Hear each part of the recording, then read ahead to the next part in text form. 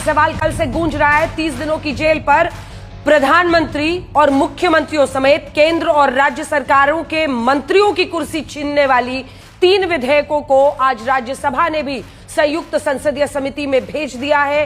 ये हमारे संविधान का 130वां संशोधन है जिसके तहत इसे लाया जा रहा है। लेकिन कल जब से केंद्रीय गृह मंत्री अमित शाह ने लोकसभा में संविधान संशोधन के इन 3 बिलों को रखा है, सरकार और विपक्ष एक दूसरे पर हमलावर है।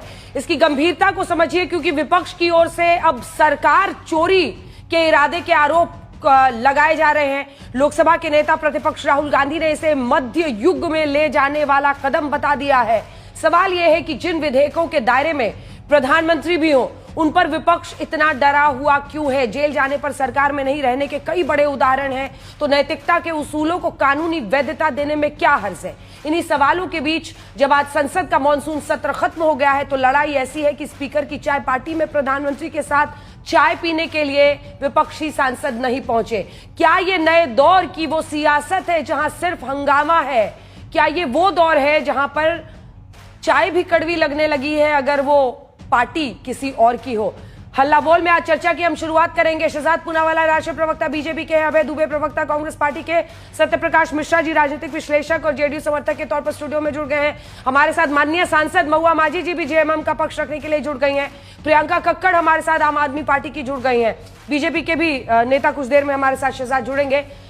लेकिन इससे पहले कि हम चर्चा की शुरुआत करें, ये रिपोर्ट।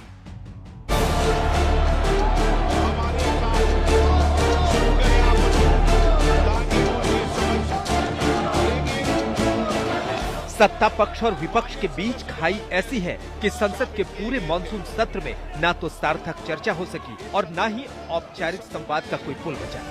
कार्यसूची में यहाँ तक कि प्रधानमंत्री के साथ चाय की पार्टी में विपक्ष का कोई सांसद नहीं पहुँचा और शालीनता को बनाए रखें। और ऐसे में प्रधानमंत्री नरेंद्र मोदी का बयान काफी गंभीर है। उन्होंने एनडीए सांसदों के बीच कहा कि विपक्ष बड़े विधेयकों पर चर्चा में शामिल हो सकता था, लेकिन वो केवल व्यवधान डालने में लगे रहे। विपक्ष में, खासकर कांग्रेस में, बहुत से युवा नेता प्रतिभाशाली हैं, लेकिन परिवार की असुरक्षा के कारण इन युवाओं को बोलने का मौका नहीं मिलता। संभव है कि यही युवा नेता राहुल गांधी को असुरक्षित और घबराहट में डाल रहे हैं।